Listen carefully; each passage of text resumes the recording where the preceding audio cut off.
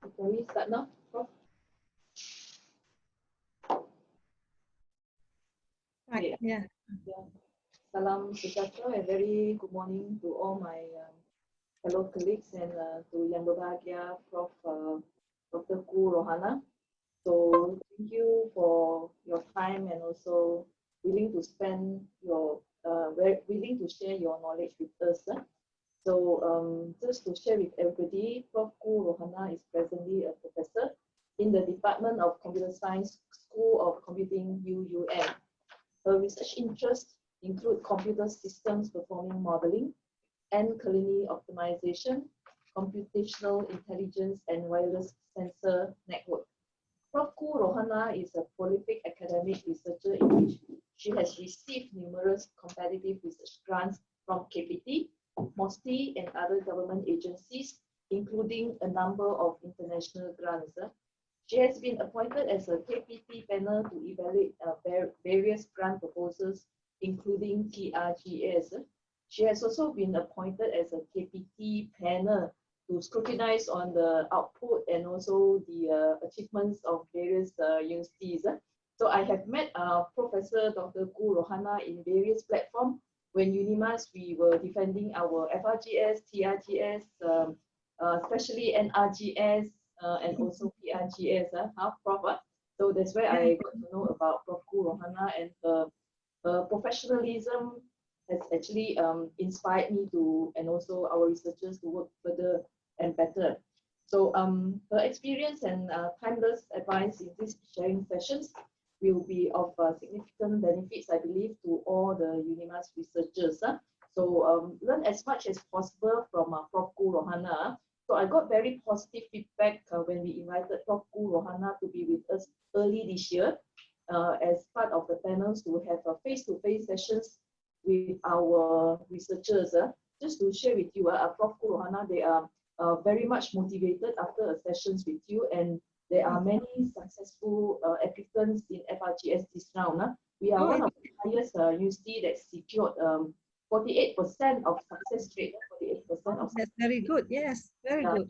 For FRGS, and Alhamdulillah, this year we did quite well for our FRGS applications. Congratulations and to all the researchers and also the efforts and guidance from experts like Prof. Ruhana. We are hoping that this COVID-19 pandemic will go off as soon as possible, and then we'll be glad to have Prof. Ruhana to be back with us again to have face-to-face sessions, because these sessions are definitely very beneficial to our researchers. I can see from the successful applicants, many of them are actually under the care of Prof. Ruhana, that Prof. Ruhana has given very valuable advices that help them. Is it? Oh, I'm good. That's good. Social science cluster, and one of them is also Associate Professor Dr. Ting Suhi. She is also here today. So this round we have quite a number of successful social science compared to the past years as well. So with that, I would like to hand over to Prof. Ruhana, and I would advise all the researchers and all the people here to pay attention and to pay your attention to gain as much as knowledge, and also to ask as many questions as possible to Prof. Ruhana. Over to you, Prof. Thanks, Prof. Lo. Good morning, everyone, and Assalamualaikum warahmatullahi wabarakatuh. Thank you again to the RMC of UNIMAS for the invitation for me to this research series and Research Enhancement Series, right? Webinar. I'm glad that we can do such things here. We don't have to travel, but we can stay at home and still deliver notes and lectures and whatnot. Yeah, I hope to be able to assist the researchers in UNIMAS as well in acquiring the TRGS grant, and also it is related to LRGS as well. But if you have been successful in FRGS, then the next step is actually to secure the TRGS, a bigger grant than FRGS. Right, like what you said just now, you hope that COVID will stop as soon as possible, but look on the positive side. COVID has brought some benefit as well. for us to have some ideas in doing research, actually moving on from our usual way, manual way and whatnot, to be on more on the thing, right? So blessing in disguise as well, I think. So without much ado, I think we can start the sharing session now, isn't it? Yeah, okay. Yeah, Prof. Boleh ya? Okay. Right. So how do I move this one away? Hang on. We usually use WebEx now, not Zoom. It used to be Zoom, and then last time they said Zoom is where can I get that thing, that more thing there?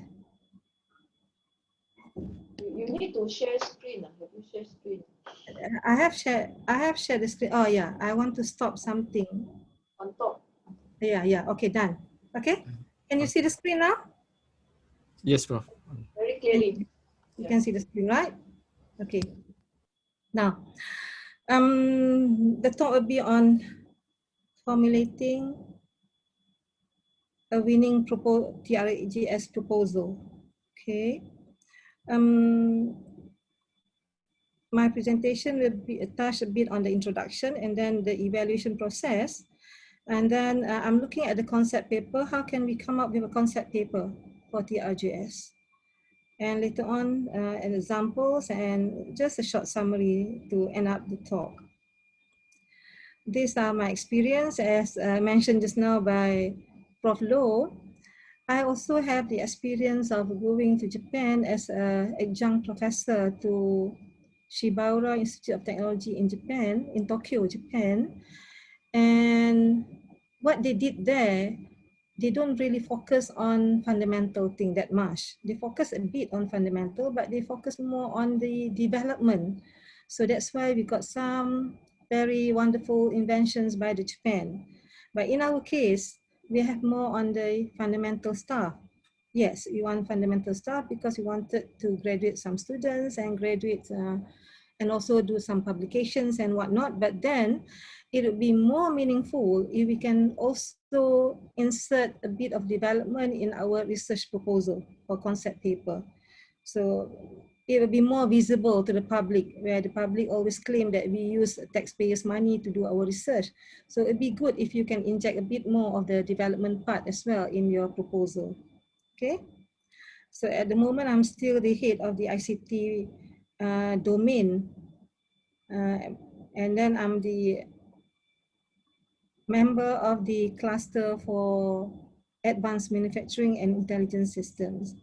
And of course, I'm involved in this LRGS and TRGS as a panel for evaluations and whatnot. So that's how I met Prof. Loh. Prof. Loh, she has presented many things, especially in the NRGS thing. NRGS, we don't have any more of NRGS now. Yeah, NRGS panel in 2014. Now we move on there to see that fundamental research is similar to FRGS. It is similar to FRGS, but then it is with extensive scope and longer duration. But TRGS, we have 3 years. It's not longer, it's about the same duration, but then with extensive scope for TRGS, a bit more. In FRGS, you can only have a maximum of 1 PhD. But for a project, for TRGS, you can have more than 1 PhD for a particular project. It could also be science or social science driven. So for those in social science, you can think that about, you can lead a TRGS project. Yeah, it's not only science-based project, but TRGS-based program. Sorry, not project, but program. You can lead the TRGS program. By the way, the audience can stop me along the way if they want to ask questions. Do you allow that, Prof. Loh, Mr. Fikri? Do you allow the audience to ask questions along the way? Boleh, Prof. It's up to you, Prof. In whichever way you like to. Yeah, they can ask questions along the way, or they can stop me if I'm going too fast. Okay, Prof. So let's see something about the terminology of multidisciplinarity, interdisciplines, and also transdisciplines. So when it comes to multidiscipline, it draws on knowledge from different disciplines, but stays within their boundaries actually. So it involves little interaction across disciplines. So we don't go for that. We don't have this MRGS. Okay. When it comes to interdisciplinary, we analyze, synthesize, and harmonize links between disciplines into a coordinated and coherent whole as a one as well, integrated it. Component boundaries start to break down because it's moving from multi, the intermediate one is interdisciplinary, and later, and the final one is actually trans. Yeah, it integrates the natural, social, and health sciences in a humanity context and transcends their traditional boundaries, meaning that the outcome will form a new holistic approach. So when you think about TRGS, you got to think as a whole. It has to be correlated with other disciplines as well. You cannot work in silo, even if engineering combined with mathematics, combined with medical, you cannot work alone and form one program. No, it should form a new holistic approach. So the concept paper, the understanding of concept paper is very important in forming the concept paper for a TRGS program. Okay? Because you got to come as a whole. So why can't research be in one discipline? Yes, it can be. Look at FRGS. It's only one discipline. If you have FRGS between two disciplines, it's very difficult for you to say, to apply, because it's half-half, 50-50, say mathematics and computer science, 50-50, right? So when you fill in the form, it's very difficult, isn't it? For you to put now, which one? Is it AI or is it mathematics? So we can have FRGS in two disciplines, but it cannot be of equal percentage because you can't really define where it should be placed. So FRGS, yes, in one discipline is fundamental based. No, if you don't have any development for the FRGS thing, part of it is development part, then it can benefit to the community. But then majority of us would apply FRGS with no benefit to the university, to the community, no immediate benefit. That's what I say. So when you have completed your FRGS, you have graduated as students, the thesis is actually more of a fundamental stuff. If it's not been applied, so it won't be any benefit to the community. But if you want to apply for FRGS with a benefit, slightly benefit towards benefiting the community, yes, you may do it. You can insert something like a 10% or 20% of your FRGS work towards the development of something. You can have 80% on the fundamental and 20% of the development. Then it can benefit, no, it should be able to benefit the community after that when you really do the implementation part. Okay. Oh, well, if you want to try TRGS, all of you have got to go into my grants. You don't have to log in actually to get all this information. You can always go there, look at for the grant penyelidikan there, you go for TRGS there, and there are things, description about what is TRGS, and you can download the garis panduan scheme penyelidikan there, TRGS. So I would advise you to be familiar with the garis panduan. And if you are not sure about the garis panduan, you can also ask your research department there, headed by Prof. Low there, to clarify certain things that you don't understand. Because these are the technical things. If you don't comply with the technical stuff, your proposal might be rejected. And you might not be doing things which comply with what the KPT, the MUHI wants. So it would be a waste of time. What more now, when you want to apply for TRGS, it's not like applying in previously. They have more and more criteria, specific criteria for you to apply, not like when it started in 2000, I think 2015. not like how it started in 2015, because in 2015 they don't have actually very strict criteria or scope for you to adhere to. It's just that they say minimum of 3 projects to form as a whole to apply for the grant, which is greater than FRGS. So I hope, I hope everyone will have a look at the website, try to understand it before you start off your TRGS concept paper. Now we move on.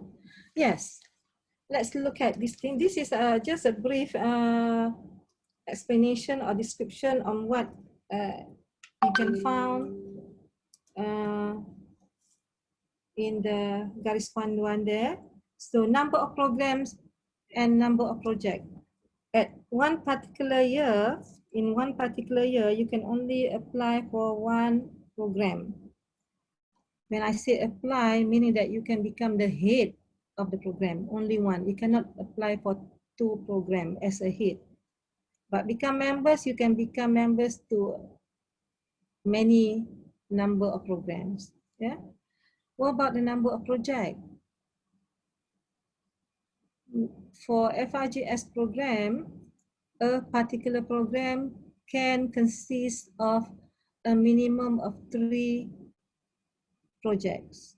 Minimum of 3, meaning that you can go for 4, you can go for 5, you can go for 6, 7, 8, and so on. But I would advise that if this is the first time you want to apply, and if the issues that you want to solve is not that big, don't try to have many projects under 1 program. Go for 3, at most 4 would be enough. Yeah, 3, at most 4. Right. The projects, the leaders of the project.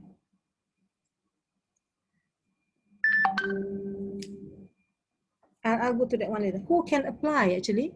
Who can apply as a program leader or a project leader? Project head or program head? Who can apply? You can either a professor or associate professor or a senior lecturer. Used to be last time only professor and associate professor. Now they open it up to senior lecturers. Can be the head of a program and the head of a project.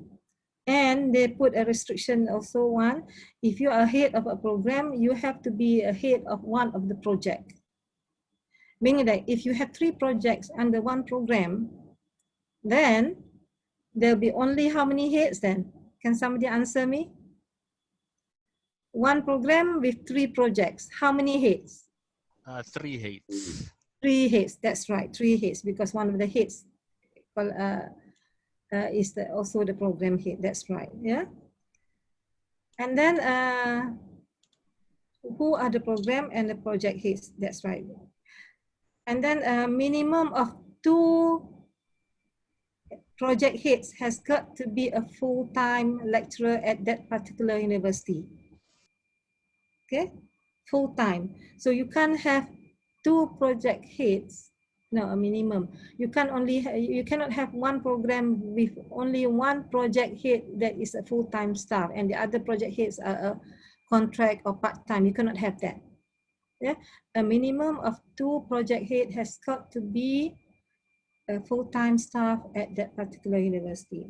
Now, this is within the university. The heads are within the university.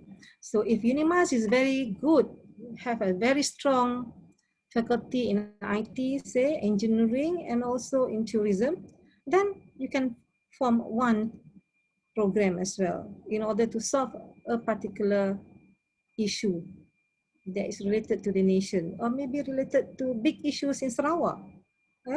So, but then there are special cases given if you say that there is no faculty, no expertise in Sarawak, in UNIMAS, to solve this particular program, then you can appoint a project or you can get a project from another university to join in.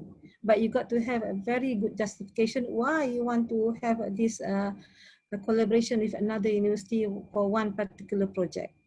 Because you got to know that TRGS is different from LRGS. LRGS is actually inter-university, right? From other universities to form one program. But TRGS is actually within the university to form a particular program.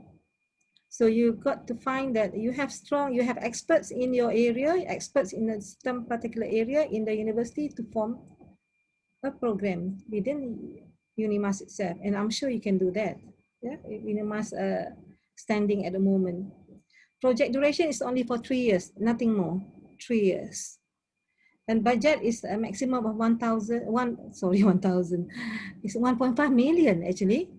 1.5 million for each project is 700, how much is that? 500,000 per project then.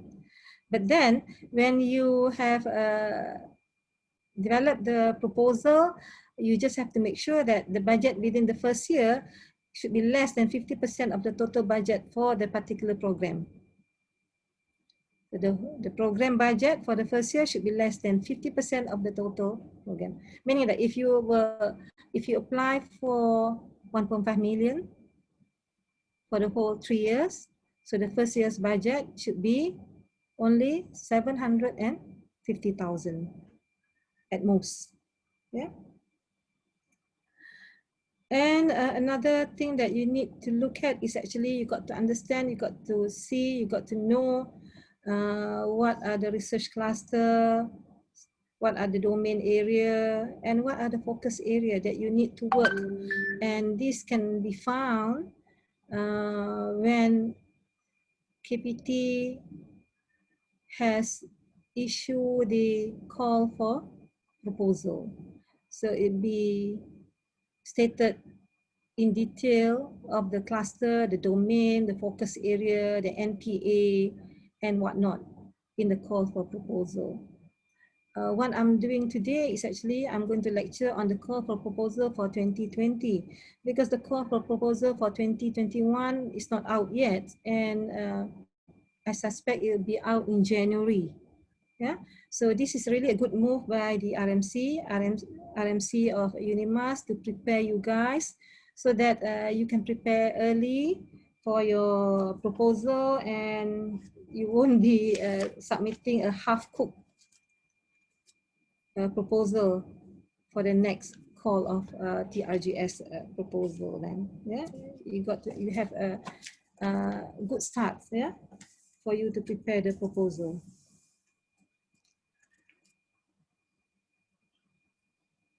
Now, this is actually call for proposal for 2020. It has 11 focus area and for 7 domain areas. If you guys have applied for FRGS many years ago, they don't call it domain area, they call it cluster, but now they change it into domain area. Yeah, we have 8 research cluster. Those are the 8 here. Health, national security, frontier, social economy. Domain areas, 7 ones are the one that you are familiar with last time. We have engineering, arts and applied arts, and we have ICT, we have medicine and the like. Okay, we have, those are the 7 domain areas. We have 8 research clusters and we have 11 focus area. So these are the things that you need to know, the focus area. Where can you fit in your proposal? Focus area, physical infrastructure, and then look at the bullets there. What are they looking for towards sustainable and resilient construction? Yeah. When it comes to here, focus area, frontier technology and connected intelligence systems. So what are they looking for? Artificial intelligence and IoE, Internet of Everything. And then you have frontier technologies in manufacturing. So for those engineers, you got to look into these things, frontier technologies in manufacturing, not any other things, frontier in engineering. And then you have here quality education. For this education faculty, there are 2 things. There are things that you can look at: quality education provision for vulnerable community, B40 group, perhaps, yeah. And it has to be you can look into holistic education, meaning that it's a combination of many things when it comes to education. Maybe from kindergarten to tertiary education, that sort of thing. So look at all these things, yeah? Focus area and the bullets under it. So those are the things that you should focus when you want to do your concept paper. If it doesn't fall within this, your concept paper will be, well, will not be granted then, yeah? Now, what are the deliverables then? What do they want? Excuse me, Prof, if I may interrupt and ask Yeah. question. Yeah. What about the relationship between the title of the program and the name and the person who hit the program? Okay, for example, there are, let's say, 3 different domains, and I just give a hypothetical situation: engineering, social science, and biology. 3 different Okay. domains, Let me write and down first. Engineering, social science, and and biology. and biology. And Yes. the title of the program is more skewed towards social science. Okay. Social science. Yeah. Okay. But can the person who hit the program be from other domain, for example, from engineering, be the head of the program, although the title of the program sounds like a more of a social science title?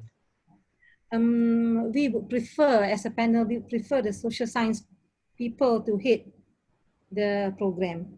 Okay, all right. Yeah. Yeah. Okay. We Okay, prefer all right. because it is gearing towards the social science. Contribution is more towards the social science. Okay. Okay, all right. Okay, thank you. Welcome. Now, as I've mentioned just now, it has to benefit the community as well. So just look at the output here.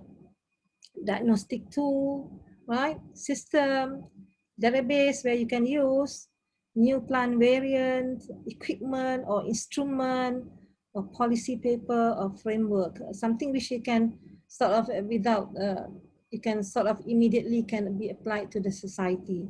Yeah, but then these are the things that the development part, but then obviously you need to have the fundamental part, because otherwise the students that you employ as a GRA won't be able to graduate because there's no fundamental part. So what will the thesis consist of?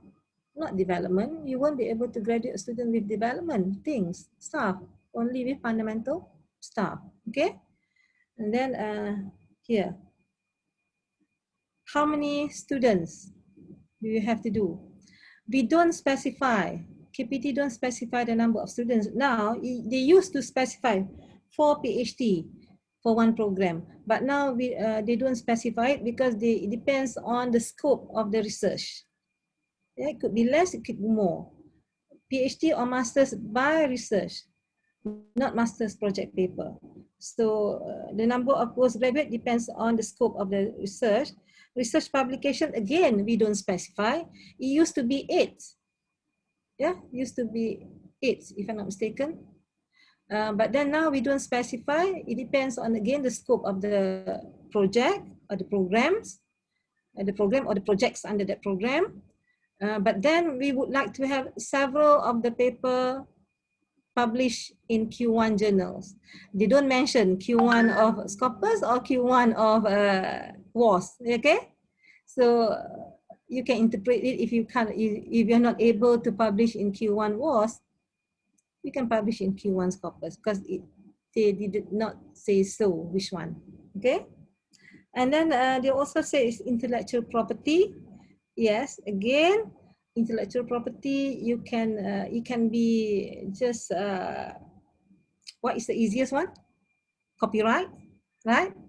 It could be patent, many things, intellectual property. But the easiest one is copyright. So they have also, they also wanted the TRGS thing. to be to have an impact to the society, to the academia. Society, yes, things that the tangible output. Academia, if you can produce students. To the industry, if your product can be multiplied, sold, whatever it is later on. Of course, to the government policy, some kind of policy. Remember, it's not one project, it's several projects under one program. And also now they have added up to the environment. Yeah, so many things, isn't it? But then I'm sure it'll be a very good proposal if the output can comply to all this, can give impact to all the 5 categories there. Mind you, it is very interesting to do TRGS. I would say so. Very interesting.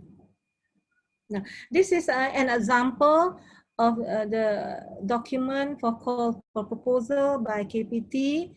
I just have this as one of the example. This is number 1 there, call for proposal, AI and Internet of Everything technology. There is a number 1 there. In the call for proposal for 2020, there's 14. Number 1 goes to until number 14. So please have a look to get the feel of it, what you can do with a proposal for TRGS. So in here, for example, AI, we are looking for fund proposals that address issues and promote advancement in digital economy, aerospace industry, transport industry, and support services for the 4th industrial revolution via any or combination of the following: augmented reality, autonomous system, big data and analytics, data and network security, machine learning, and system integration. Mind you, for AI, they have 2 slides for this one, 2 call for proposal. This is number 1, and we have number 2 as well. So please have a look. You can, while listening to me, you can also go to My Grant and download the thing and download the call proposal. It has there, okay? Call proposal. Or you can ask your RMC to give it to you now. Call for proposal, they have it for 2020. Now, I'm going straight on to evaluation process, not the concept paper yet, because that takes some time. Evaluation process is very simple. We got to provide the concept paper. So you do the preparation for that. And then evaluation of the concept paper. I'm talking about, this is the KPT level, not the university level. The university level has got to evaluate the concept paper as well, minimum of 2 reviewers that comply to the characteristic or the guidelines provided by KPT. And then the concept paper has got to be evaluated and then submitted to KPT. On the KPT level, we will evaluate the concept paper as well again. And if it's shortlisted, then we will ask the researcher to provide a proposal. So you guys have got to do the proposal, the full proposal. If you have 3 projects under 1 program, then you're going to prepare 4 proposals. Proposal for the program and proposal for each of the projects. Yeah, 3 projects under 1 program, meaning 4 proposal. Right. So again, the proposal has got to be evaluated at the university level before it is submitted to the KPT level, and then there we will evaluate again the proposal. And if the proposal is shortlisted, then we will call for the presentation of the proposal. So until that point, you've been called for the presentation. So this is the time where you can show your talent, show what you have, show your knowledge about the proposal that you wanted to apply for the grants. So evaluators will be from various fields because the TRGS is a combination of various disciplines. Presentation is usually for 20 minutes. And then I would advise you to use appropriate presentation tools, make the slides as good as possible. And then this is the opportunity for you to explain what is in the proposal for, yeah? Opportunity for you to explain actually. If you miss this opportunity, if you don't make full use of the opportunity, then it's too bad. To me, presentation online and presentation face-to-face, I would prefer a face-to-face presentation because your face expression can be seen by them, and they can see your eagerness or your your eagerness to have the grant, to apply for the grant. Yeah, but face-to-face, they cannot see your expression. It's difficult. You can sort of quote unquote lobby to get the grant. Yeah. So pray that COVID-19 will soon leave us. And then use appropriate diagrams, tables to convince the evaluators. If you're not good in doing the slides, you can also ask somebody who's good in doing the slides to prepare for you. You give all the points and ask people to make sure that the slides is good and practice presentation as well. Because when you go there, you see all the panels, and most of the panels are senior people, old people, I would say, OLD, including me. So it's good to show to them, but don't be arrogant when you do the presentation. Be humble, yeah, be humble, and show them that you have the staff and you are capable of doing the project, and your project is good. Yeah, okay. Any questions so far? No question? Okay. Okay, now we go on the proposal evaluation criteria. So what are they looking for in your proposal? Scientific merits, yeah, whether there's any fundamental element or not, you should know that. So when it comes to fundamental element, what are they looking for? Is there any new theory or new findings or new knowledge and the like? Yeah, fundamental. If you have done your PhD, then you know what is fundamental stuff is. And then they wanted to see the impact of the project. Look at the 5 categories that I've showed earlier: society, human resource, environment, and the like, government, right? So the project impact. And then they wanted to look at the competency of the research teams. Whether the research teams is competent or not.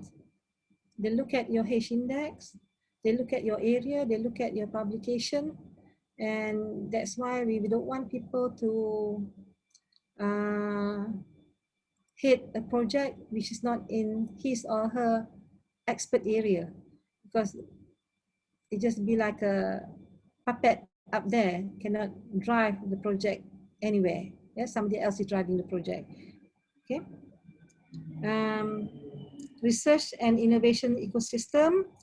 They wanted to look where you have where UNIMAS can provide the infrastructure, and whether UNIMAS will provide any funding or not, or support staff, especially, yeah. And then for project sustainability, if you are, for instance, if you are having any websites for certain things, the output is a website, one of the output is a website, say, who will sustain, who will do the maintenance of the website after you? You don't want a website to die when you have completed your project. So that is one example, one simple example, yeah, okay.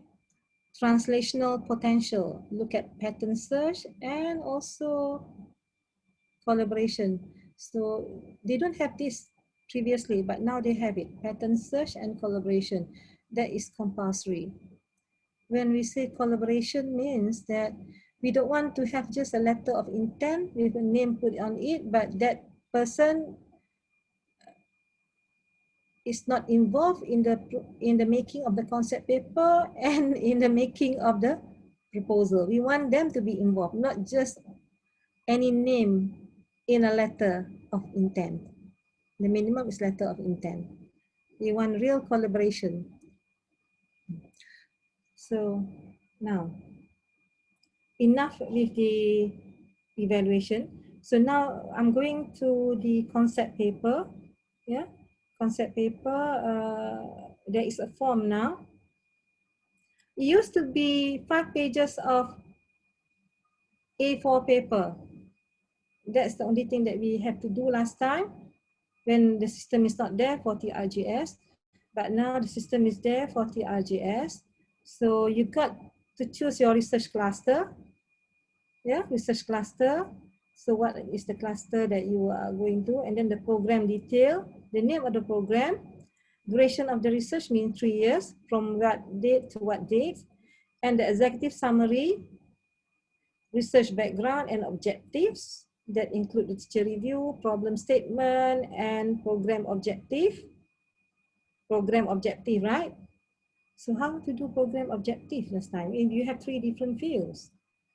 To me, program objective, if I have 3 projects in different area, I would take only one objective from, no, each project should provide one objective, one main objective. That would be the objective to be put in the program objective. Okay, so to me, if one program with 3 projects, I would have 3 program objectives. Okay, research, then you have to describe the research project, including methodology and data sharing plan. So who are you going to share your data with? Which project are you going to share the data? Or are you receiving data from other projects? You are not giving out any data. Maybe you're giving out only the results. Yeah, that can be done as well. The results can be used for something else. Yeah, when it comes to data information, so you got to do that. Data sharing, or you can call it information and data sharing or knowledge sharing between the projects and the environment. And then overall research program framework include a diagram that reflects the connectivity between projects and relevant stakeholders. Yes, this is where you show where data flows as well, not only the connection between the projects, but connection also to the stakeholders and also to collaborators perhaps. Maybe your collaborators is your stakeholder.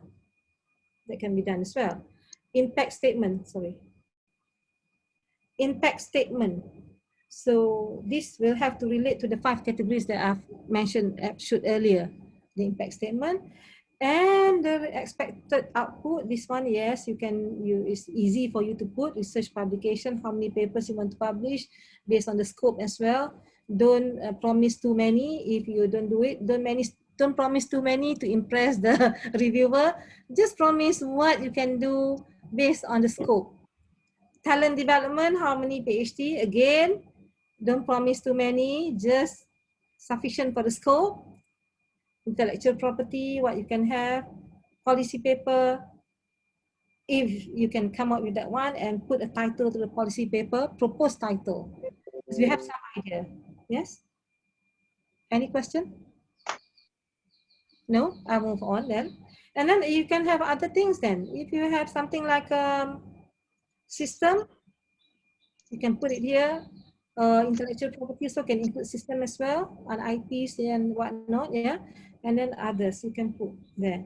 And then this is a part there, list of project. I have put down here only 2 projects, but you can have more than that because I want to make sure that it fits into one screen here in my slide.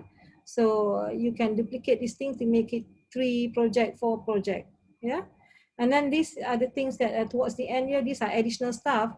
OYKK is KJ. JKLM then, okay, but then, okay. Compulsory, pattern search is compulsory. You got to learn on how to do pattern search, and there's a form for you to fill in the pattern search. RMC can assist you in this thing to understand what is pattern search. In fact, people do a series of talk on pattern search as well. But then pattern search for what is needed by KPT is actually pattern search within Malaysia, Indonesia, Singapore, and Thailand. Yeah, not other countries. And then research collaborator is compulsory for you to have. That is what I said. Letter of intent is the least that they want. They can have more than that. Yeah, they can have MOU, MOA, and whatnot. But letter of intent is the easiest for you to prepare to have between those 2. But then please make sure that the collaborator is involved from the start when you start to do the concept paper. Yeah, because it won't feel awkward when you later on present your proposal and then you never involve your collaborator in development of the proposal. So it's very awkward. Sometimes some of the panels are very experienced in certain organization that you have name in your proposal, and then when they ask detailed questions about the organization, you cannot answer. So it shows that is only the name on the paper. That's all. No collaborator actually when in developing the proposal. And then we have here risk assessment. This is not compulsory, but then this is actually encouraged for you to do it. Not only you fill up low, medium, or high, you fill up those things, and then you also elaborate. There's a space for you to write down why you think it's low, why you think it's medium, why you think it's high. Okay, you can always think, you can always elaborate on that one. Write just a paragraph of that thing, so it shows that people know that you know what is actually risk assessment that you have done. Some people, if you just put bullet here and there, and then they find out that you have very low risk in human capital, say, I think human capital is not low risk. It has to be medium or high, because especially when it comes to Sarawak and Sabah, we always hear that it's difficult to employ a GRA in our state because it's far away from Malaysia.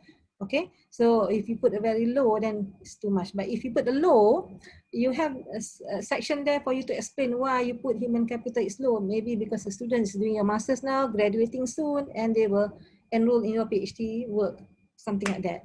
You can always justify why low, why medium, or why high. Any questions and so forth on this thing?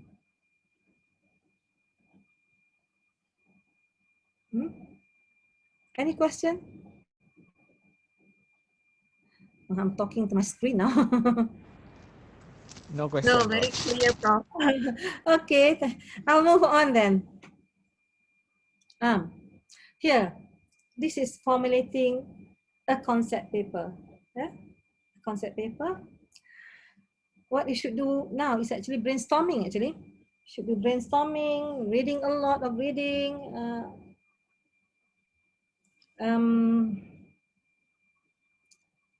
Read a newspaper, look at videos, yeah, identify what is the main problem. Now, what is the main problem now for us in Malaysia? Anybody want to answer me? Fitri wanted to answer maybe? COVID-19. Yeah, COVID-19, yeah. And then that is the main problem. Cause of the main problem. COVID-19 caused many problems, right? And then identify one of the problems as a result of COVID-19. And then from that big problem, identify small issues that is related to the big problem. So, can we say what is the one of the problem of COVID-19? Education, yeah, right? Schooling, education, then education is a big thing, right? And you see, education is one of the focus area under proposal call for 2020. So education is one of the problem now. Difficult. Mental health, Prof. Sorry? Mental health. Mental health. Yeah. Mental health is, to me, mental health is not a big problem, but it's one of the issue. Yeah? Oh. Mental health is one of the issue. Thank you. Mental health, I just write it down because later on we're going to go through again this thing.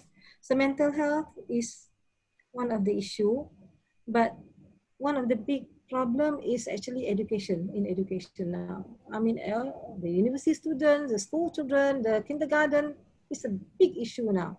It's a big problem. So under education problem now, so you have to identify what are the issues then. Prof, may I ask? Yes. Sorry to interject. I'd like to ask, what's the difference between problem and issues? Because it seems that like in counseling, my field is counseling. Yes.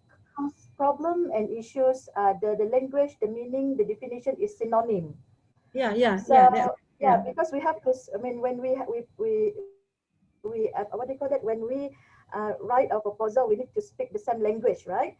So, but in our language, counseling language, issues and problems are the same. You know, yes, they are similar. So in research proposal, how do we go about it then? Okay. This one, we're not writing the research proposal yet. This is just what we wanted to do, the concept paper. So to me, my definition here is that a problem consists of several issues. Okay? Okay. So if you can take it at this time, yeah? Problem consists of several issues. So the problem in education now, we have problems in education. What are the small problems? Or when I say small problems, it is synonym with issues. Yeah? Students cannot go to school, parents cannot send the children to kindergarten, and then they have to learn at home. We have online learning now, understanding the online learning, scheduling the online learning.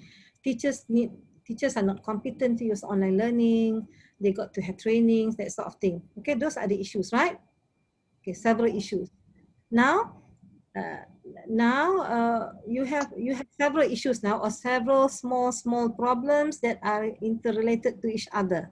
Okay, so if in your psychology thing you have problem, you have big problem, small problem, and the small problems will group up together to become the big problem. But then when you have this small problem or issues, you prioritize the issues which are more need more attention than the other. You prioritize it from the most significant ones until the lowest one, less problematic and the most problematic one, or the issues there.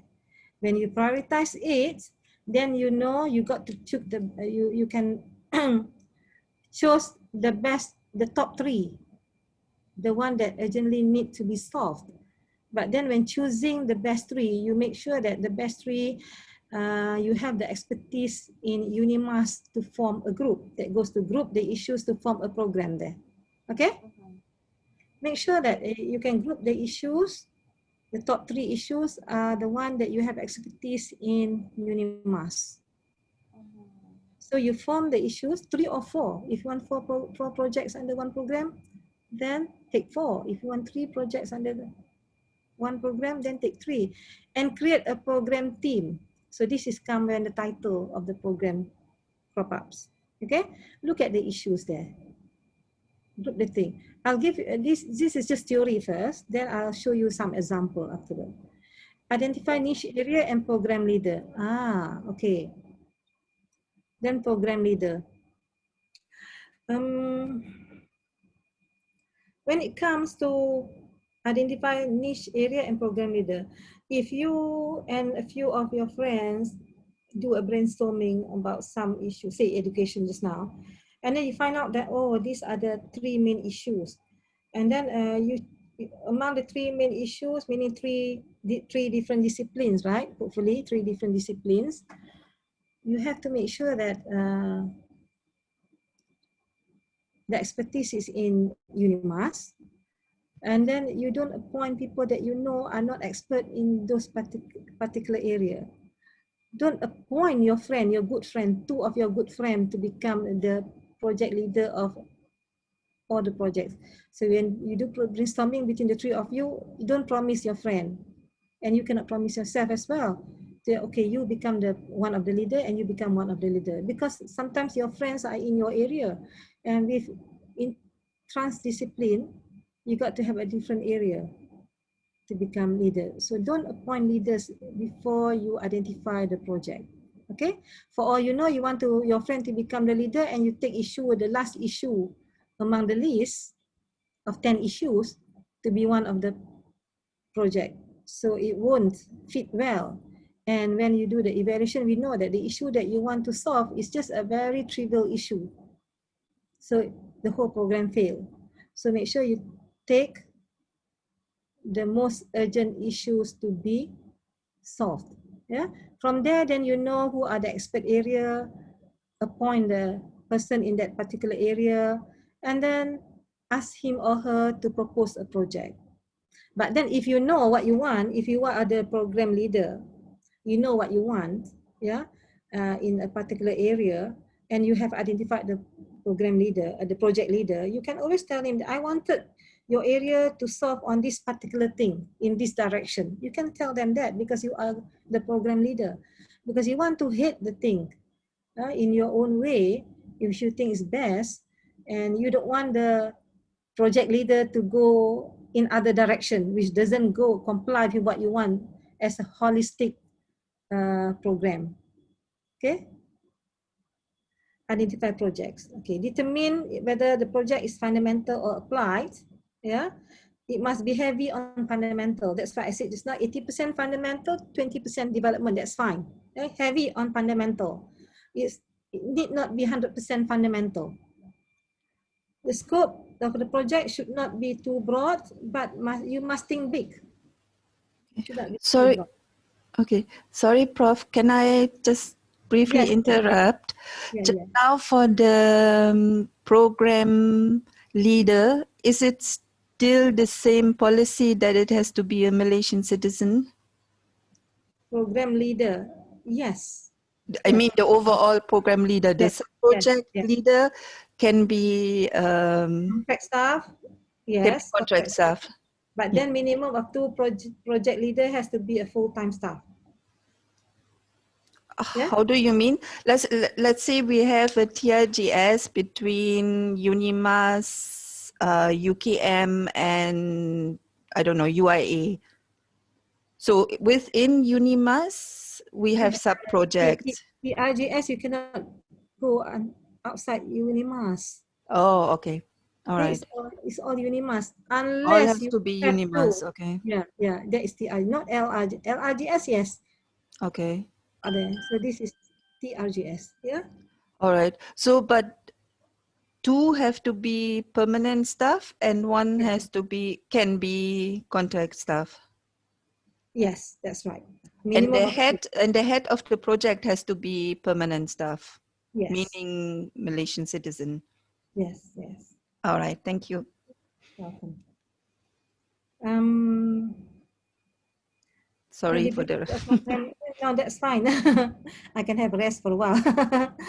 Credibility of program leader and project leaders. We look on the H index and also the expertise. We don't say H index of 5 or 10 or 20 or 1 or 0, that sort of thing, but we look at the H index as well with some indications, and also we look at the publication and the expert area.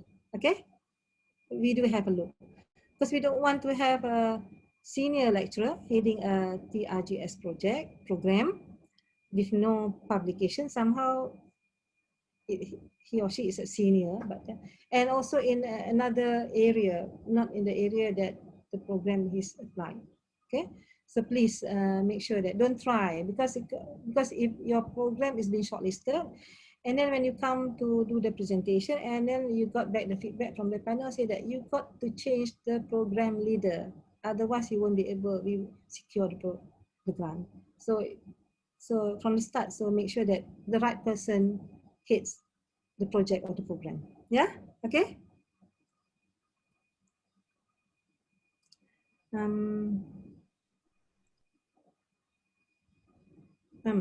Okay, now you have to determine whether projects are multidiscipline or not, tri-discipline or not, yeah, whether it's different domain, right? Different domains and subdomains, sciences, technology, engineering, or social science, or humanities, or economics, or something, yeah, domain and subdomain. And you have to have collaboration with government agencies. ICT, maybe, example, ICT, you can collaborate with MIMOS, and ICT, MDEC. This I encourage. And you have to have collaborators, isn't it? You can have more than one collaborator. If you have more than one, you can also produce only one letter of intent, fine, but you can have people as a member in the project as well from several other agencies. You can have that. This is an example. One of my TRGS program that I have secured in, I think 2015, I think, yeah. We propose a title called Sustainable Urban Living. When it comes to sustainable urban living, it doesn't reflect any particular area, isn't it? But it is to the community. We focus on wireless home network, home affordability, and legal framework. So from the title here, program title, it shows 3 different things that you wanted to do. So this is actually the project under the program, yeah. the program is ICT, under ICT, and we have one project under ICT, and I'm head of the program, and also I'm head of the project number 1, which goes on lightweight encryption and also N-based routing. So the fundamental thing that comes out here is actually lightweight encryption technique and another N-based routing algorithm.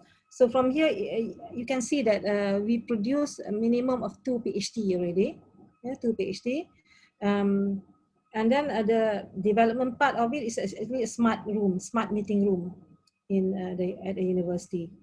And then we have here smart home in Malaysia towards developing its legal and regulatory framework, because at that time and until now, actually, they're moving towards it now.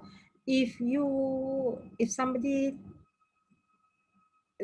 use IT and peep on you at a house, in your house, you won't be able to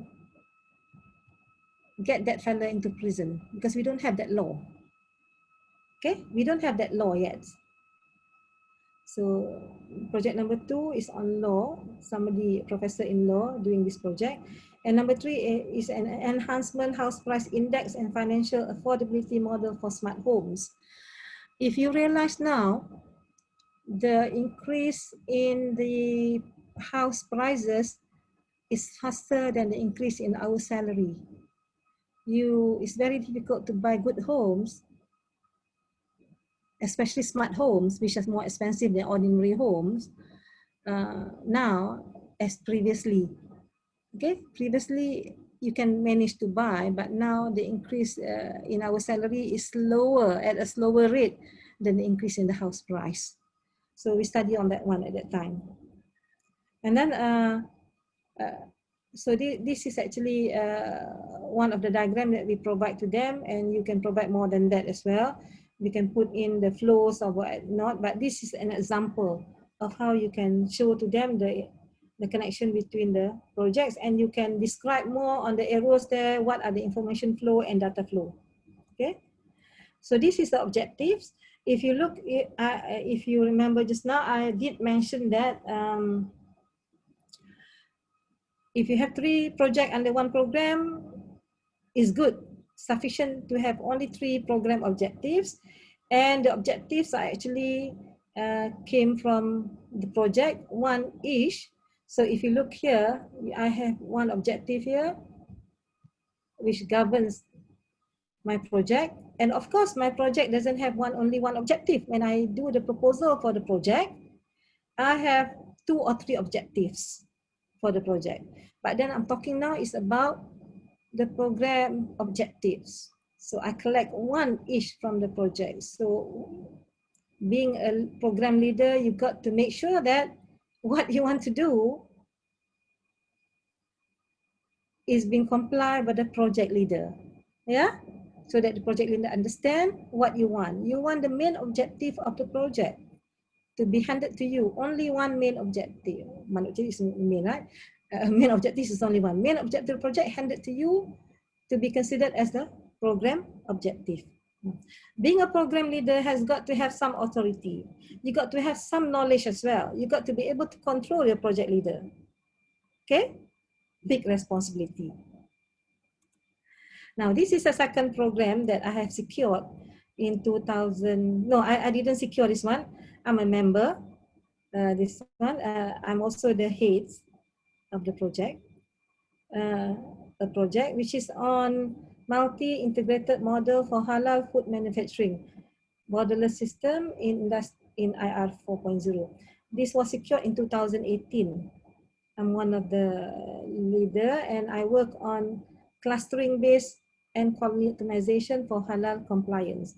And the other project, they works on logistics, value chain, and obviously Prof. Dr. Hartini, Associate Professor Dr. Hartini is the leader because she's an expert in this value chain thing, and this is actually on this one. So if you look, somebody asked me just now, if I want to become the program leader, it won't be right, isn't it? Because program leader doesn't look right for this.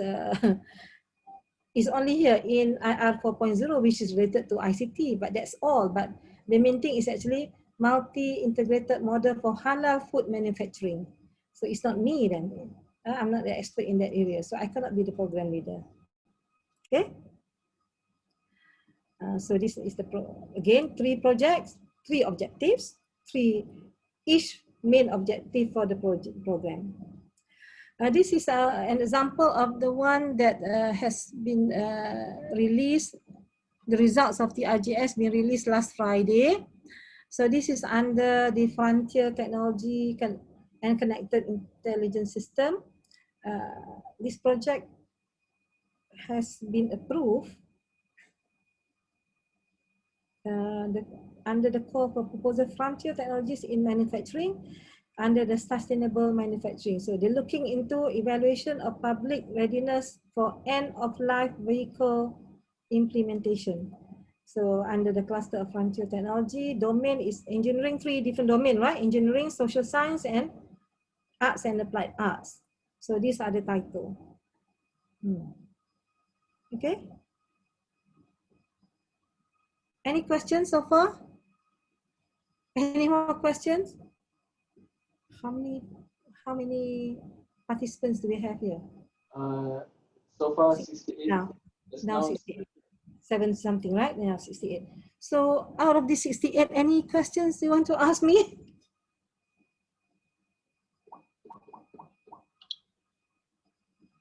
No? Okay, I move on. Now, I'm giving you some ideas. Ideas, right? Idea is very expensive. Where do you get ideas?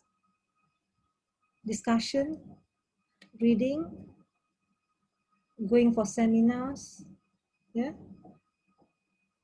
On the web, looking for videos, give you some ideas on what to be done.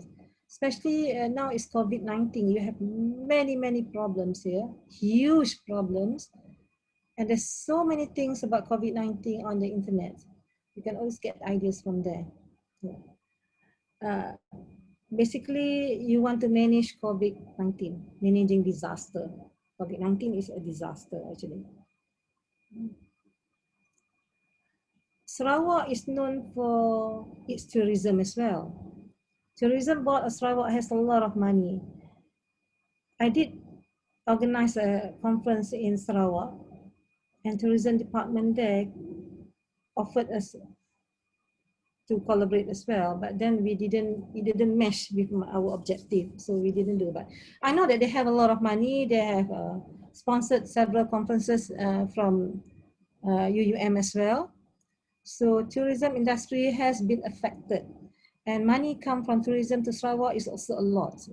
If you compare the tourism in Kedah, no, we don't make a lot of money from tourism industry, but Sarawak make a lot of money from tourism industry. Sarawak has many places to visit as well. What has been affected in tourism industry? So what is the main problem now? Do you have problems in tourism industry in Sarawak or not? Prof. Lo, are you there? Well, yeah? You're not getting many people now, isn't it, in Sarawak, right? Yes, Prof. Yeah, people doesn't want to travel also. Prof. Lo invited me to go to Unimas also. I said I'll go to Unimas after there's no quarantine. Not now. Okay, so what are affected by tourism in this case? The travel agent affected, isn't it? People buy. We used to have, when we have online ticketing and everything, travel agent is affected as well. But then there are people who don't know how to use internet, who doesn't want to use internet as well, who doesn't know how to look for information on the internet, who doesn't who doesn't do their e-ticketing or e-booking or whatever not, right? Booking online. So there are still people who doesn't do ease. So travel agent can still survive. But now travel agent also suffer because those people who doesn't do ease doesn't want to travel as well. So those affected by in the tourism industry are actually travel agent, transportation as well. Transport, all these buses, tourist buses and whatnot. Accommodation, hotels are being closed and many things. Homestay, hotels, lodgings, out. Restaurant, out, yeah. retail business as well. Souvenirs, Sarawak Mats, Tika Mengkuang, Tika Buluh Sarawak, Pasu Sarawak, and whatnot. All those retail business, souvenirs, keychains, key rings, and the like. Everything gone. And Sarawak material as well, right? What do you call it? Sarawak material, all those designs, yeah? Gone. Sarawak, Bakul, everything gone. So these are issues for tourism. If you want to focus on just tourism industries, problems in Sarawak alone is so big, because we can accept that, because tourism in Sarawak is one of the big things in Malaysia. You don't look at tourism in Perak, no. Tourism Langkawi, yes. Tourism in Kedah, no. Tourism in Selangor, no. But tourism in Sarawak, tourism in Langkawi, tourism in Penang, tourism in Sabah, those are the main places. And maybe tourism in Kelantan coming out, Kelantan and Terengganu. But then tourism in Sarawak and Sabah, yes. So if your scope is on Sarawak itself, you can still apply for that, because this is TRGS. And look at the issues in travel agent, issues in transport, issues in accommodation, and look at the issues in there and rank them. Topmost until bottommost, which are the most significant issues and not the significant ones, more urgent to be solved. Okay? So now if I can look at it properly, retail business is a business discipline, restaurant, catering, hospitality, transport, you have a transport thing, travel agent. There are other things as well. I didn't put it here. Maybe you can look at from other places in travel agent, loss of jobs. Yeah, loss of job, human resource as well. So business as well, yeah, many things. And ICT also, now because it's tourism, you can also go on the east, yeah, on the east. I'll show you one video of what Singapore has done to promote tourism after COVID or during COVID thing. They want to revive their tourism because Singapore depends heavily on tourism as well. Okay, so this is one area where you can think about to coin your concept paper in tourism industry. So how to revive the industry? That's the question. How to revive the tourism industry? Now, eradicating poverty, B40. Many people are affected, not only the B40, but more with the B40. They're without money. The government has given them some money. Is the model correct? Yeah. Now, reassignment of jobs. Yeah. Some people have lost their jobs. They are there. I'll give you an example. In Thailand, previously, elephants are used to drag logs. Yeah, logs from the forest. Drag the logs into the river, and they float the logs along the river and put it off to where the log should be go to the factories, right? And then it come a time when forestry cutting out logs are not allowed anymore. So the elephants are of no use. So what do they do to the elephants then? They use elephants for shows, right? Elephant eating the sugar cane, elephant standing on two legs, elephant whatever, yeah, the shows. And also, they also provide elephants for people to go into the jungle, for tourists to go into the jungle. They put basket, big seats on the elephant, and they provide jungle trekking, quote unquote jungle trekking for the visitors. Go to the ponds, going up the hills, down the hills, and whatnot. And they have maybe sometimes three different routes for the elephants to go jungle trekking. And it goes over the time, 1 hour, half an hour, 2 hours. And of course, obviously you got to pay more for the longer time on the elephant. So this is what we call it, reassignment of jobs. So you can look at that model as well. Yeah, pilots no more flying the planes, but now they go on what? They become Grab drivers as well, isn't it? So that is something like a reassignment of jobs, but that is willingly, but not to a certain formal program, right? Yeah. So reassignment of jobs. And then human resource. Yes, there are many people being retrenched. So how can you chop them or make them, they can do the work. Or maybe you don't want them to retrench, right? And there is one company, I won't say out the company, is XXX company. Because of the service has been cut down, the company is giving out service, right? But the company doesn't want to retrench the staff. So it says it has, say, 40 staff, and then the service has been cut down, servicing given to some outside parties has been cut down. So the company doesn't cut down on the salary. No, they cut down a bit, but then they don't retrench people. What they did was 20 people will work the first half of the month, the first 2 weeks of the month, and the other 20 will work towards the second 2 weeks of the month, second last 2 weeks of the month. Okay, so in that way they can save electricity, one thing. They save on the salary because the employee has been the salary has been cut to some extent, not too much, but then nobody is being retrenched. Okay, so those are certain models that you can think of. Human resource, yeah. And then supply chain, look at how people work. I'm looking at most of Thailand because I like to travel, and I've seen in Thailand, if you do something, especially in the business retail area, if you want to do, want to sell some cakes, perhaps, yeah, the person doesn't provide everything. They will go for string, yeah. Someone else will provide the string, someone else will provide the paper, someone else will provide the flour, someone. So it's a value chain thing, right? Everybody cooperate, not only cooperate freely, but then you buy. You don't produce everything yourself. You get things from other people, so it helps people to survive as well. So those are the small things based on expertise, right? I'm good at doing strings, so I just produce strings, and I just sell to people who really needed the string. I don't sell the whole thing. So that's how they do it, right? They pluck the fruits from the trees, they give to the middleman will give to somebody else, and so on and so forth.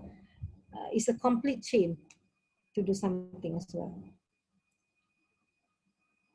B40, I know of one LRGS program that has been approved recently. It focused on B40 for women only. And I'm sure you can think about B40 in Sarawak as well, unique to Sarawak perhaps, or maybe you can think of B40 more than Sarawak, but a unique thing. B40 for women is good. Remember our previous government look at Suri, yeah, Suri means that looking at housewife, right? So that they can sort of keep some money and that sort of thing, have some stability in terms of financial stability. So those are the unique things, which I think is very good, that Suri thing. Yeah, housewife, I really feel insecure because they don't have money, they only depend on money from the husband. Yeah. Okay. Economy and business building back better. Yeah. We lost a lot of things when COVID comes, yeah.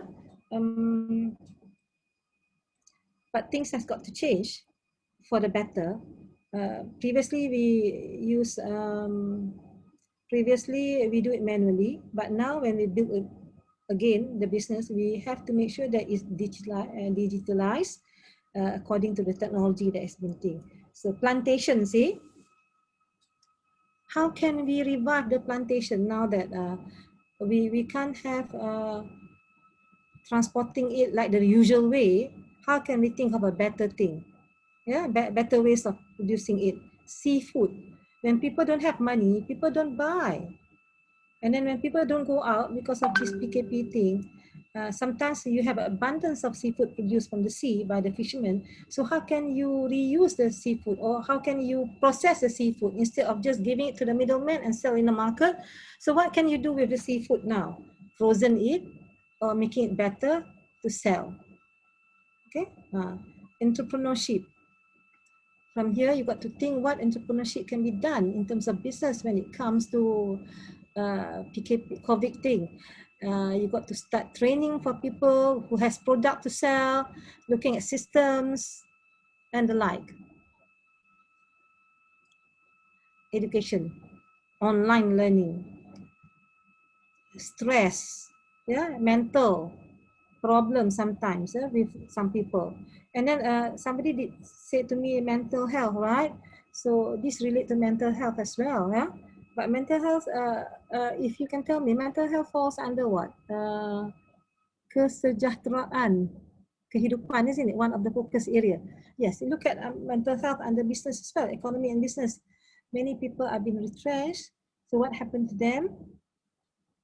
You need psychology help, you need training, retraining some people when they lost their jobs.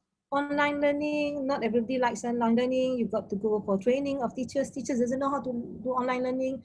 I heard, I don't have small children at home, but I heard for the first 3 months of the PKP, teachers doesn't use the online thing. What more with the online system that we have in education is very slow. Accessibility is not good and so on. Very bad accessibility, and they don't have the equipment as well, the laptops and things.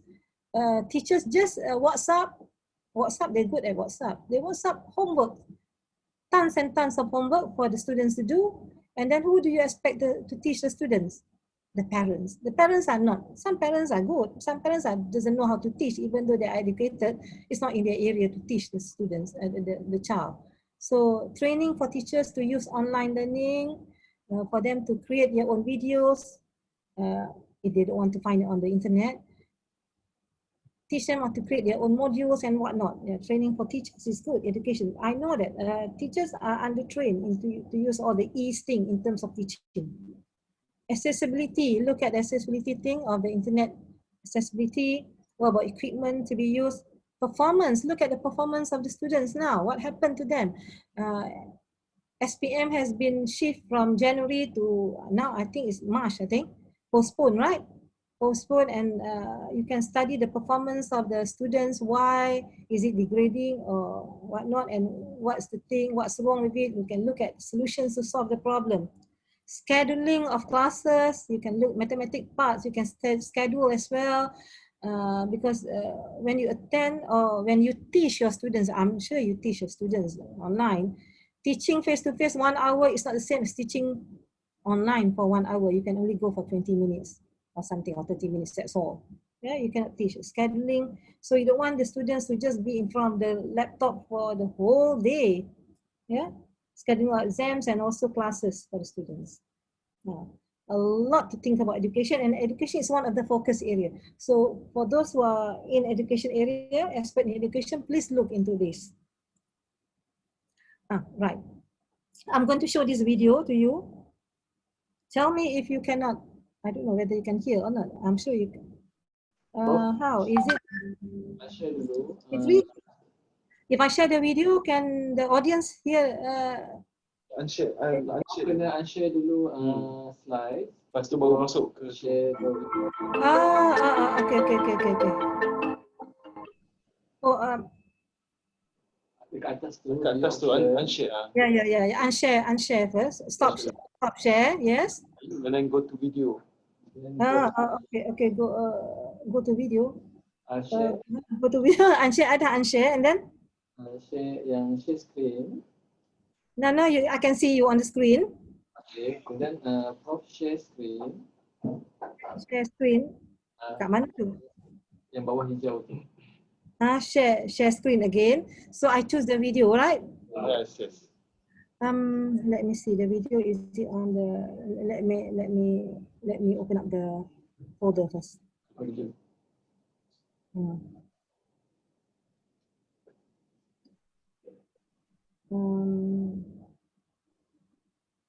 Kalau kat this. Okay, I can open the folder now. So benda ni kan nampak kecil, nanti kan selalunya kan? Hang on.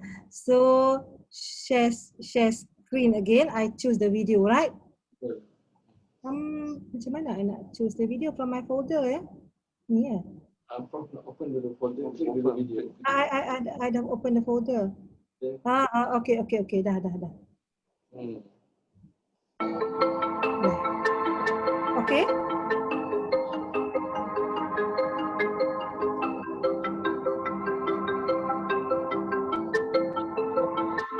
Jadi video tak ada ya? Tak ada video? Tak nampak screen. So macam mana? I think you need to close down. Sekejap. Macam mana? Prof unshare balik folder. Prof open balik video. Stop sharing. Okay. Daripada folder, Prof klik video. Open video dulu. Video dulu. And then? Have to double click to open start the video. Double click. All right, hang on. Double click to open start the video. Yeah, when you share it, don't just stick to select the file. You have to double click to run the file. Oh, all right. Hang on. Aduh, tak pandai guna ini ya. So you cannot see, there's nothing on the screen now yet, isn't it? So I share screen, and then that's it. I share the folder. Yeah, now you share the folder. Now you double click the. Stop sharing my screen. This one. Okay, tak apa. Okay, right. So share screen, and then I open up my directory. Okay, and then I double click on the video. Yes. Okay, nampak? Not yet open. Cannot see. Belum nampak, tak nampak ni.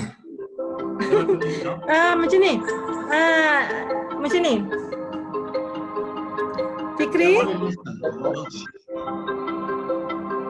Fikri, I'm going to send you the file through WhatsApp. Boleh? Yeah. And then can you play it for me then? Because tak pandai lah macam tu. Because I want to see this one. It is empty. That will work.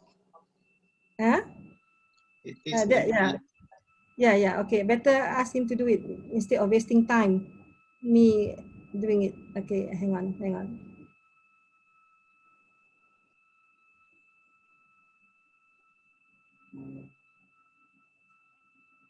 Right. Sending. Dah done. Okay, Prof. Okay. Sekejap Yeah.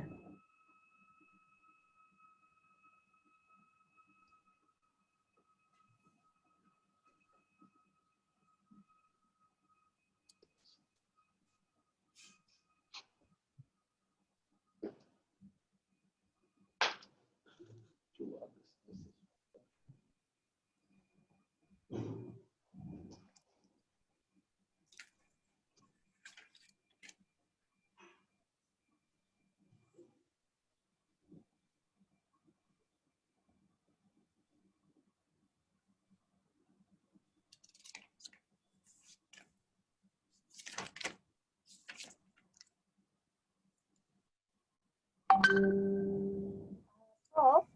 Yes. Saya Amelia, saya nak bertanya. Just now you mentioned about yang grant to 2020, but you mean that the grant 2020 requirements applicable to 2021 ke? Saya keliru tu bila you mention about 2020 tadi. Since grant 2021 tak keluar lagi call for proposal, ya. Yeah? So saya tak ada contoh yang 2021 punya. But then saya gunakan contoh 2020 punya call for proposal lah untuk bagi talk, ya. Yeah? Oh, okay. I don't think so. It be much difference, ya. Probably slightly, yeah, tapi tak banyaklah beza. Jadi I have to have a base for me to give a talk, right? Right. Of course. Yeah. Okay. Yeah. So look at my grant website. There's only all 2020 je. Yeah. Yeah. Okay. Tak ada lagi. Okay.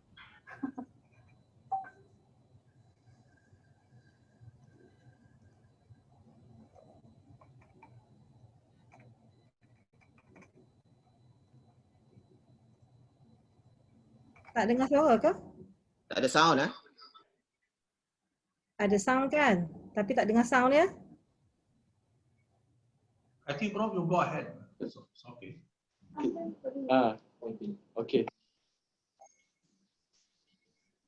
So no sound ya?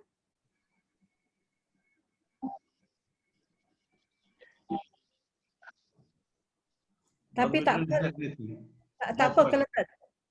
Ha? No, tak ada. Kalau tak ada sound pun is okay, but then you can see the narration there, how Singapore is trying to woo back the tourists to come to their country by making sure that everything is contactless, yeah, contactless.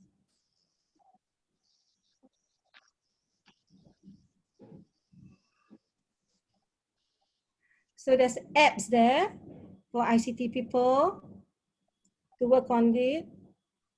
Interconnected systems, actually. I'm looking at interconnected systems.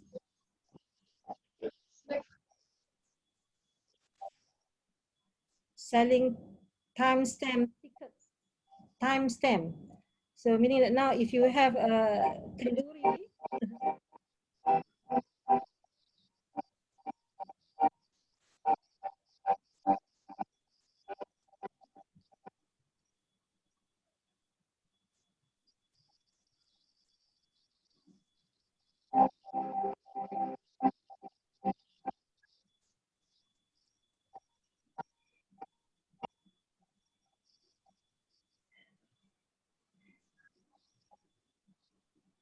okay, Fitri?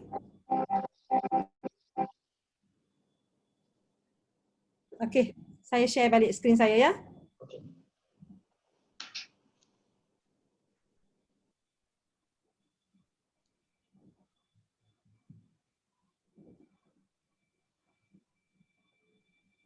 Fikri dah ini ke?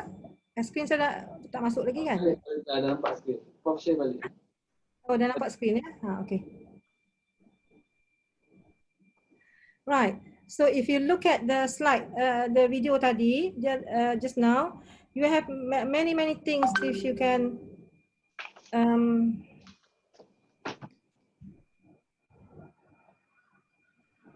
you have many things you can get ideas from there, and then towards the end of the slide of the video, you can get more ideas from the website that has provided to you. Actually, you can do interconnected systems.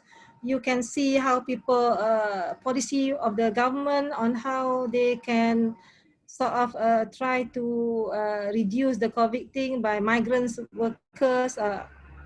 The migrants and whatnot, the workers coming here, they don't stay in congested rooms or places accommodation they can stay in. So they reallocate all those migrants. We know in Singapore, COVID is actually made, the high number of COVID victims are actually the workers from other countries that come to work in Singapore. So many things. Look at the video again and you can get more ideas as well, especially for tourism and for government policies. Yeah. So that relate to tourism, government policies and whatnot. Yeah. Look at the hawkers, how they sell, retail business. Those are interconnected for us. We have here people working from home, cooking from home and selling it on the internet, and how do they deliver it? You can have a good model there. Now we have this express parcel thing. Last time we see transport, motor cars or vans or motor or what cars come with the signage of the company. But now just about anybody that can come to your house and deliver parcel to you. So they recruit people who wants to work now. Yeah, Grab driver, Grab food and whatnot. So look at all those things and make it more systematic. Okay. Digital age transform the way we work. What more now with COVID? So like people don't go to work, we work from home now, but how do we track people? So some company go as far as microchipping their employees, but that's too far, isn't it? Microchipping the employees. You can't move anywhere now if your company microchipping you, yeah? They can microchip you during the working hours, but not after the working hours. You don't want that to happen to you. Okay? Those are some ideas that I can give you for you to try for your concept paper. I welcome if anybody wants to ask me about anything now or later on, you can email to me as well. Okay, about ideas. So coming up, in summary, I can say that coming up with research ideas is not easy. It is not easy, yeah. But you have to be challenged and be curious to know and curious to ask and curious to get more information about it. And nation needs researchers to contribute actually to build up our nation after this COVID thing, and also not only after COVID, but other things as well, not related to COVID, but for the researchers to contribute to the nation, to make us to be a better nation. Okay, that be all for me for today. In terms of hopefully I'm able to assist you guys to write a good concept paper for you to secure the TRGS grant. Thank you. And for those who want to contact me later, you can contact me via my email there, ruhana@uum.edu.my. Thank you very much. Thank you very much, Prof, for Thank you, Prof. giving us for sharing with us a very valuable information on preparing TRGS grant proposals. So now we open for questions and answers. You may unmute and ask directly to Prof. Ruhana. Assalamualaikum warahmatullahi wabarakatuh, Prof. Ku. Ya. Saya nak tanya Prof, Ya. Adakah kalau nak jadi program leader atau project leader, you need to have a FRGS grant before? No, it doesn't say so.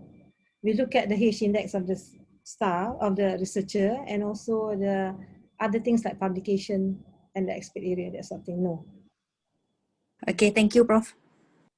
I might like to add that being a program leader, you need to have a strong mind. You need to know what you want to do, yeah? What you want the program to do, actually. Even though if you have different area, you are in area A and the other two, say only three projects per program, area B and area C. Area B might be in engineering, but then you wanted to specifically solve this big problem according to engineering of a specific area, okay? You need to know that, but the details you don't know, but that way. Last time I did want to solve an economic problem during my LRGS. I said I wanted this problem to be solved economically by producing the econometrics model, okay? I wanted econometric model. I did approach a professor in economy. I said, I'm doing this, I want to solve this problem. So what do you have an idea to solve it? I didn't tell him that I want an economic model, but I said, I want to solve it. So you can propose. So he proposed for me to do economic development. It doesn't fit me, right? It doesn't fit what I want to do for as a program as a whole. I said, I'm sorry. So I approached another professor. He's an economic professor, econometric professor. Then I asked him to do a short write-up. Oh, yes, that fits me. I said, yeah, I know. I want it that way. Yeah, okay. So that's the sort of thing that you need to have as well, because I don't want to be sidetracked by my project leader.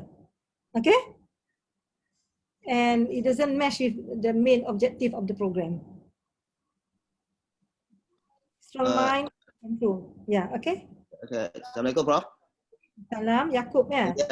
Yeah, saya Yaakob. Just want to ask you about the program leader, and let's say we have four project lah, okay, one program leader and 3 project leaders. So all the project leaders and also the program leader need to present in the KPT later on after submission? Yes. If shortlisted, project leader and program leader all have to come together with RMC representative. We don't want students to come, we don't want members to come, we want the leaders to come. Emergency, yes, we can accept, but not emergency, no. We want some. There are researchers that has been turned down to go back. No, go back. We don't want because they don't come. They ask somebody else to come. They ask GRA to come and present to us. Okay, thank you. Welcome. Any other question? Hello, Prof. Yes, hello. I have a different question. This is regarding the managing disaster, as you mentioned, as the focus of the research right now. If we look at the history of managing disaster is not the focus of research, but then as a whole, COVID-19 is a disaster thing, right? Pandemic and whatnot. Yes. Something like a disaster. So disaster consists of many things. It affects many things. It's not one thing managing disaster alone, but in terms of education, what happens? Interrelated. Yeah. Yes. But it seems that this calamity or disaster, it occurs 104 years to 120 years in cycle. It won't happen every year. So if our research concentrate on COVID-19, and after that it becomes history. So what should we focus right now at the present time? Okay, I'm not focusing. I didn't say that you should relate to specifically focus on COVID-19. I said that what happened to industry thing after the what happened now because of COVID? What happened to industry? Like education, what happened to education now? What are we having now? Everybody has got to go online, right? So what's the problem now with online learning? There are many problems with online learning. Some student doesn't like online learning at all. Not the same. So that's the problem now, not the problem of COVID. The problem of online learning now that we are facing now. Okay? That's why we have building back better. So what happened now? If we can go back to the school now, maybe certain things can be, later on we can have some policy where certain things need not be face-to-face anymore in the school. And the school, the time at school, in school can be shortened perhaps, and certain things can be learned online because of this. So now everything has got to be online for education. So what are the problems with online? Maybe you don't have small children, so maybe you don't realize it. We don't realize it, yeah? But then we are lecturers. What happened now with online learning for our students? How do we teach it? Are we able to deliver it? I'm sure some of the students, they don't focus all the time when you are lecturing, isn't it? Some of them just switch it on and then they leave a thing and then make the volume so loud so that they can hear it from afar. And I'm sure here as well, not all the teachers are facing the screen at the moment, isn't it? Some of them have something to do on the sides and that sort of thing. So what happened to our students now? When we teach online, are they concentrating? Can we do it properly? Can we teach mathematics equation like what we are teaching on using the blackboard? Or do we need another apparatus or another equipment like Wacom, say? Yeah, when we teach mathematics, we can write equations on the slide and that sort of thing. Okay, not focusing on COVID, but focusing on the effect of COVID. Yeah, but it's not permanent. It's not permanent. Right now, we knew that the vaccine is coming on its way, and then it's not going to be permanent. And then maybe after 6 months from now, the situation will change. Yes, exactly. And people can go back to school, right? The normal one. But then we can think about what better ways to do education then. Okay, for those losing their jobs, will they get back the job after 6 months? Alternatively, they have to to change the skill. Yes, so things like that. So you can propose a model perhaps on how to retrain them. Yeah, I think, Prof.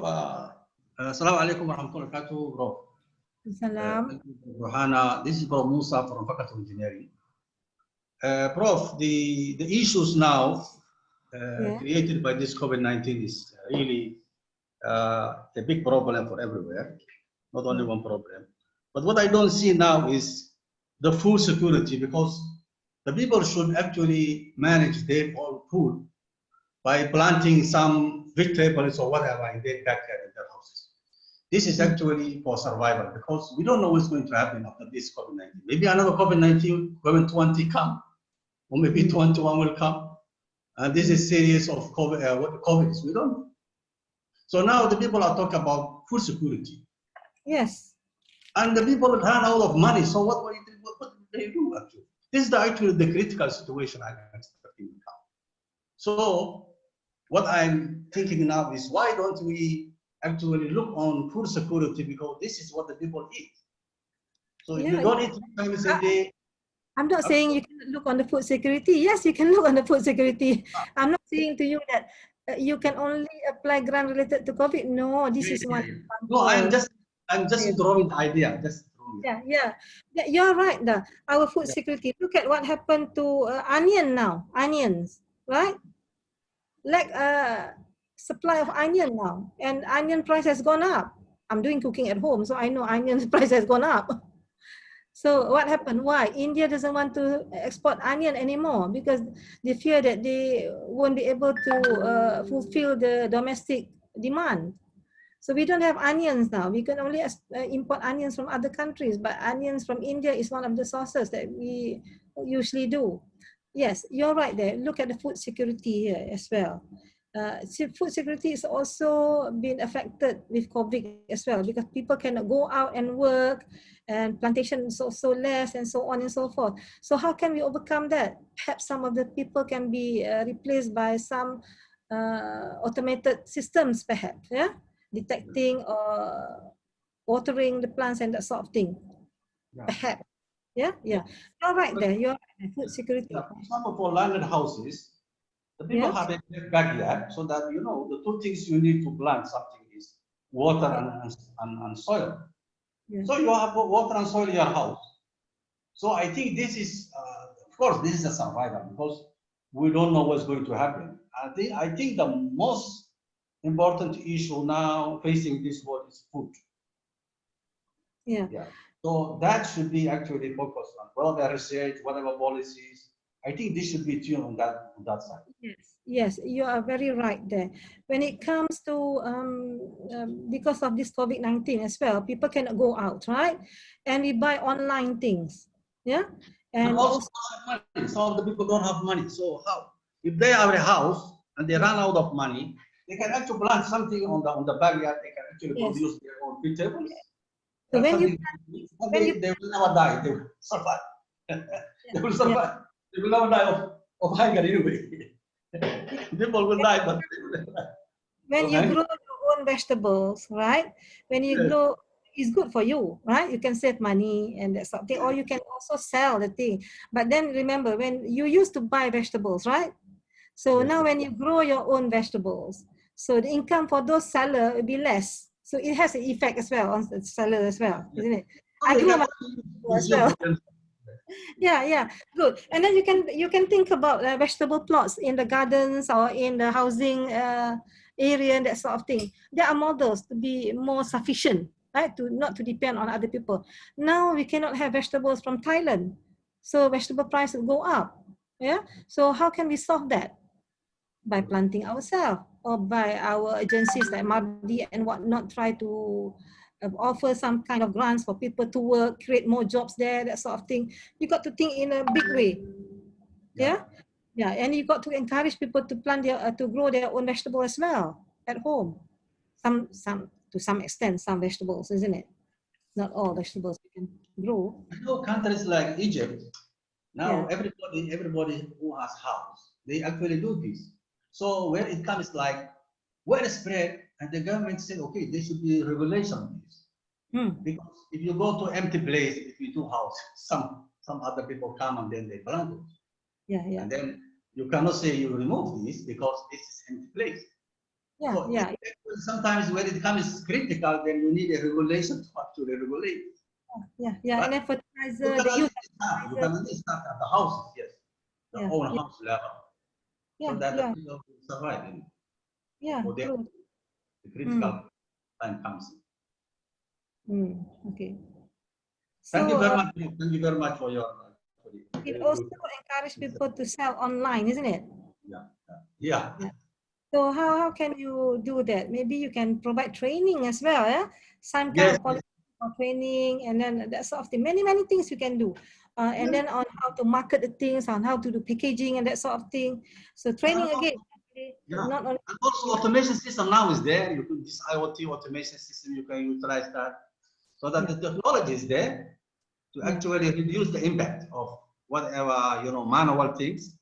And also you can generate income so that you can sell also the surplus. So, and I think this is very important. I don't see any activities here in Malaysia. I think that should be actually started now. Okay, thank you. Hi, Prof. I have a question. Prof. David here. Yeah, David. Yes, David. I can't see your face, David. My desktop doesn't have a camera. Sorry. Okay. Yeah. Okay. Yes, David. Fire Okay. So my away. question, it's about formulating a TRGS proposal. Yes. Now, and I want to seek your opinion on the matter. So there can be two scenarios. If you have several different projects under a single program, these projects can either run predominantly in parallel, or they can predominantly run serially, meaning that some projects depend on data input from the other projects for them to move forward. And therefore depends on the success of the input projects also. So what's your opinion on this? Should these types of projects be avoided in a TRGS proposal? Yes, I would like the project to be run parallelly, because in parallel, right? If in sequence, then you depend on the first project to be successful, then you continue on yours. So that's not the case. We don't want that sort of thing. Sharing of data is possible, but not depending on data from other projects to continue to move on with your project. Sharing is different, right? Yeah, sharing of data. You move together, but you share the data. Okay, understand? No, I share. Yes, I share your opinions. It's just that I thought I want to bring this up because we have seen submissions in these formats before in UNIMAS. So I'm of the same opinion of you that when a TRGS or LRGS project is too dependent on its projects seeking data inputs from the other projects, then we should avoid it because it's not a guaranteed thing. If the projects fail, then the other projects don't run. Not only fail, delayed also, it causes the effect. The timeline. That's right. Yeah. Okay. Anyway, thank you for voicing out the thing. Thanks. Welcome. I also, I'm willing also if you guys wanted to form a concept paper, and if you want to discuss with me, with your team members, right? You can always, we can always set up a Zoom session or WebEx session privately lah, yeah, between the group, the small group. I can advise you on certain things as well. I'm willing to do that. Great, thanks. Welcome.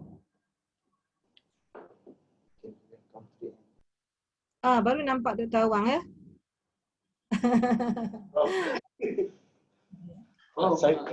Can we say that in a nutshell, TRGS is a combination of three separate or three minimum three separate discipline, minimum of three. Okay, you can have 4 projects, 2 of the projects in engineering, say, 1 project in mathematics, say, and 1 project in social science. Fine, okay, but minimum of 3 different disciplines. Yeah. Perhaps we can have one last question from the audience.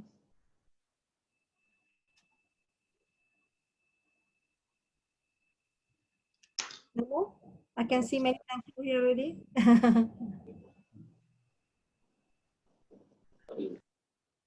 No more, eh?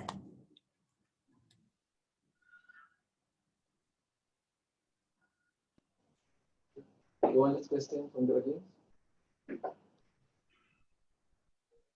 Okay, with that, if there's no more questions, then I would like to thanks again Prof. Ruhana for accepting our invitation to share valuable and knowledgeable information on TRGS grant proposals, and also the audience as well.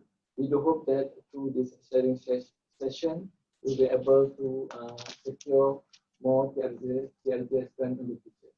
Thank you very much for joining us.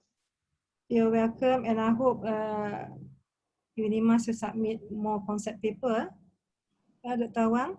Yeah, we submit last time about 6, 7 minutes ago. So how many were successful? One was shortlisted, but again not successful at the proposal level. You can try, give it another try. Try again. Yeah, try again. Yeah, the main thing is actually for them to look at the slide on the focus area. Yeah, so that it comply with what they want to do. Otherwise, if they don't go mesh with any of the thing, then it'll be rejected. Yeah.